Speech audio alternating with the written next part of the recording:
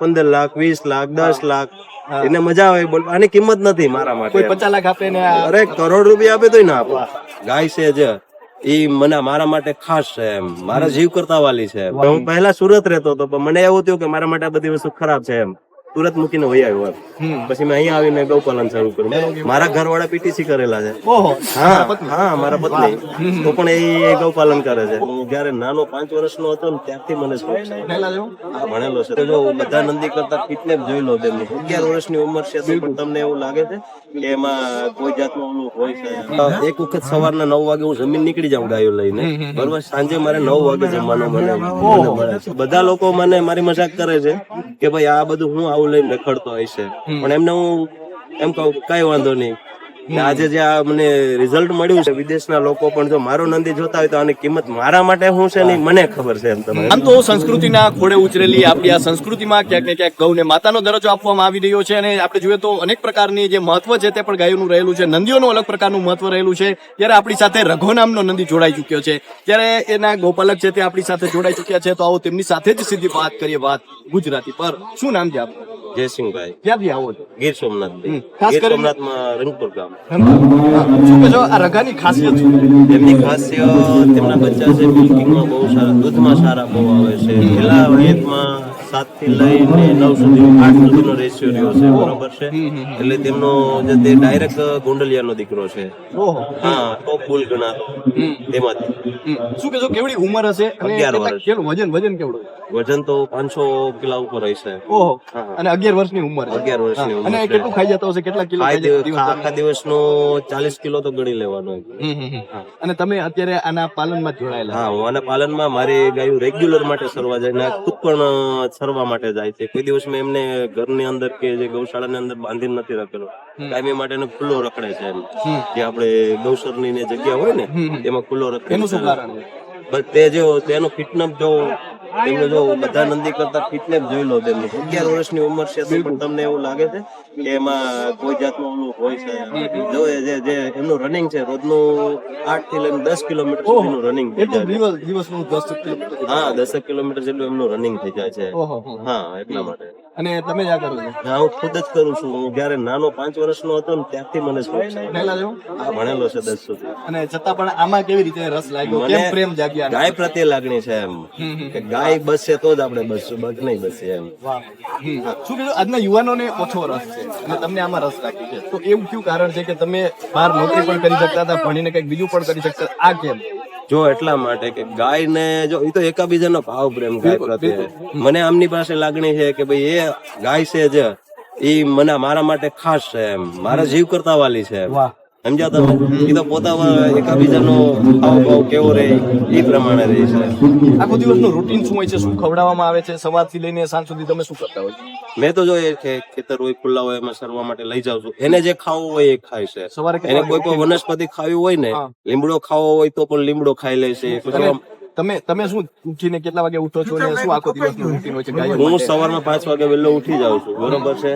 અને સાંજના જો એક વખત સવારના 9 વાગે હું જમીન નીકળી જાઉં ગાયો લઈને, બરોબર. સાંજે મારે 9 વાગે જમવાનું મને મળે છે. આખા દિવસમાં 2 ટાઈમ જ જમવાનું મળે છે. આ વસ્તુ અઘરી છે એમ. બિલકુલ અઘરી. કોઈ એમ કહેતો હોય કે હું ગૌ પાલન કરી લઉં તો એ અઘરી વસ્તુ છે. થાક નથી લાગતી? ના, ન લાગે. પ્રેમ છે એના પ્રત્યે, ભૂખ પણ નથી લાગતી. ઓહો. તો ક્યારે મૂકવાની ઈચ્છા થાય કે હવે ના ના ના ના, બધા લોકો મને મારી મજાક કરે છે કે ભાઈ આ બધું હું આવું લઈને રખડતો હોય છે, પણ એમને હું એમ કહું કઈ વાંધો નહીં. આજે જે આ મને રિઝલ્ટ મળ્યું છે, હું વગડામાં જે રખડી મને જે રિઝલ્ટ મળ્યું છે એના કારણે હું આજે ઇન્ડિયન કેટલ શો માં મને સિલેક્ટ કર્યો છે. ગીર સોમનાથ માંથી મારો પૂરા ગીર સોમનાથ માંથી મારો એક જ નંદી સિલેક્ટ થયો છે, એટલે મને એ વાતનું ગૌરવ છે એમ. અને અહીં લોકો જોવા માટે આવતા હશે તો કિંમત પણ કઈક કરતા હશે. કેટલી કિંમત કરતા હોય? આ અનમોલ રતન છે, આની કિંમત છતાં પણ લોકો ના બોલવા વાળા બોલા કરે, બોલવા વાળા બોલા કરે ના, હું દર્શાવી જ ન શકું આમાં. પણ એ લોકો તમારે દેવો અલગ વાત છે, પણ કેટલા ના બોલે, આની અનમોલ કિંમત છે, આની કિંમત જ ના હોય એમ. વાહ. પણ એમને એ લોકો બોલતા હશે, કેટલા બોલતા? ના, બોલવા વાળા તો 15 લાખ 20 લાખ 10 લાખ એને મજા આવે બોલ, આની કિંમત નથી મારા માટે. કોઈ 50 લાખ આપે ને અરે કરોડ રૂપિયા આપે તોય ના આપો. સમજ્યા તમે? આ મારું રતન છે. હા. એક આજે બાજુ મને કરોડોની ગાડી હોય, એક બાજુ આ હોય. આજે તો હું હોય તો હું ગામડામાંથી પસંદ કરું. મને ગામડામાંથી જો આયા જે વિદેશના લોકો પણ જો મારો નંદી જોતા હોય તો આની કિંમત મારા માટે શું છે ને ઈ મને ખબર છે. એમ તમે સમજ્યા? એક બાજુ કરોડોની ગાડી હોય ને એક બાજુ રઘો હોય તો શું પસંદ કરો? રઘો પસંદ કરું.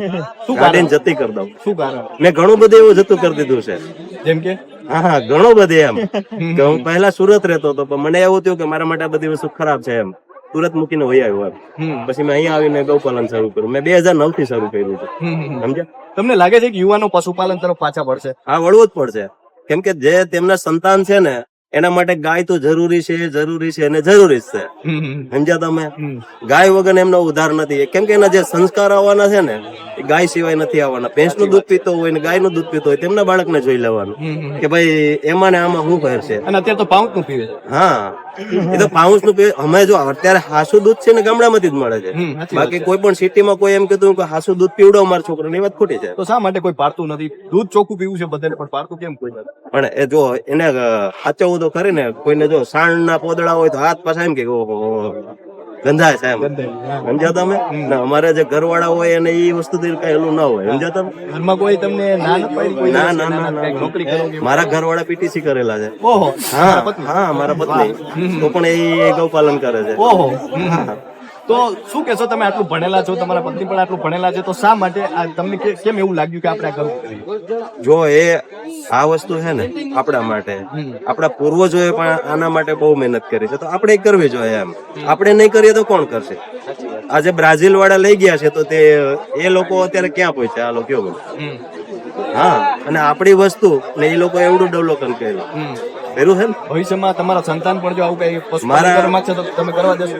મારું સંતાન કાયમી માટે આની ઉપર જ છે એમ. એ ભણીને આવીને રવિવારની છુટ્ટી હોય ક્યાંય જવાનું નહીં. હા, એ સીધો ગૌશાળામાં આવીને એની રીતના જે એટલે જો કરવાનું એ એમ કરે. કહે કે મારે નોકરી નથી કરવી ને મારે ગૌ પાલન કરવું, તો તમે કરવા દેશો? હા હા, કેમ નહીં. નોકરીની કાંઈ જરૂર નથી એમ. સમજ્યા તમે?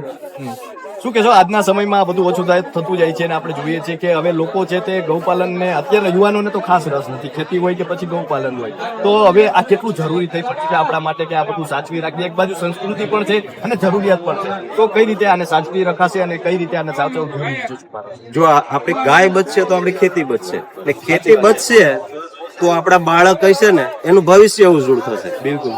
સમજ્યા તમે? હવે જો અત્યારે દવાઓનું પ્રમાણ પુષ્કળ થઈ ગયું છે. હું મારા ખેતરની અંદર દવાનું પ્રમાણ નથી કરતો. સમજ્યા તમે? મારી પાસે 22 ગાય છે, ગૌમૂત્ર છે, જીવામૃત છે, એ બનાવીને છંટકાવ કરું છું. સમજ્યા તમે? હું સુધરી તો બીજા બધા સુધરશે એમ. સમજ્યા તમે? મારે ત્યાંથી ગૌમૂત્ર લઈ જશે, બરોબર છે. હું મારા ગામના લોકોનું પીઓકમાં ગૌમૂત્ર આપું છું. બાકી બધા 10 રૂપિયા લીટર આપે છે. કેમ કે મારો મકસદ એવો છે કે મારું ગામ સધર થશે તો હું સધર થઈશ. સમજ્યા તમે? અને ખાસ કરીને આટલા પ્રેમથી પાડતા હો, પરિવારની જેમ સાચવતા હશો ને? પરિવારની જેમ જેવો દીકરો રાખીએ ને એવી રીતના આને રાખીએ છે. વાહ.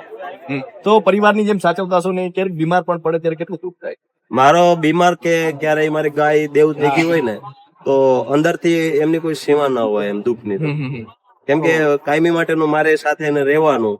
હું આગળ હાલો જતો અને આ બધી મારી પાછળ હાલતી હોય. હું આમ ગમે ત્યાં 2 કિલોમીટર સરતી હોય અહીંથી મારી વામ મારો એટલે અહીંયાથી બાજોડ થઈ જાય, મતલબ જોડીને વહી આવે મારી પાસે. હવે તો એની જ કોઈ સીમા જ ન હોય ને. અને જયારે દેવ થઈ જાય ત્યારે પરિવારમાં કેવો માહોલ હોય છે? માહોલ તો કોઈ ઓલું જ ન કરી શકાય એમ. બધાના આંખોમાં આંસુ હોય છે.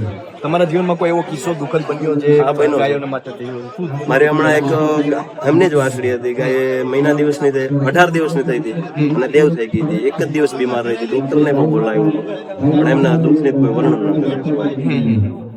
તો કદાચ આપણે એમ કહેતા હોઈએ છીએ કે આપણો દેશ કૃષિ પ્રધાન દેશ છે, આપણે પુસ્તકોમાં વાંચીને બોલતા હોઈએ છીએ, પરંતુ એનું કારણ તમે આવા ખેડૂતોને, આવા જે કહી શકાય કે આવા પ્રેમને જોવો ત્યારે તમને કદાચ સમજાઈ જશે. તેમનો જે પશુઓ પ્રત્યેનો પ્રેમ છે, ગાયો પ્રત્યેનો પ્રેમ છે, તે ઘણું બધું કહી જાય છે. તેમની આંખોમાં એ પ્રેમ છે તે દેખાય છે. અને આમ જોઈએ તો આપણો દેશ છે તે એટલા માટે જ માન છે કારણ કે અહીં આવા લોકો છે તે વસી રહ્યા છે અને આપણી સંસ્કૃતિ પણ આજે લીલી અને ઉજળી છે કારણ કે અહીં આવા ગાય પ્રત્યેના પ્રેમ છે તે ધરાવતા લોકો રહી રહ્યા છે. તો અત્યારે બસ આટલું જ. ફરી મળતા રહીશું વાત ગુજરાતી પર.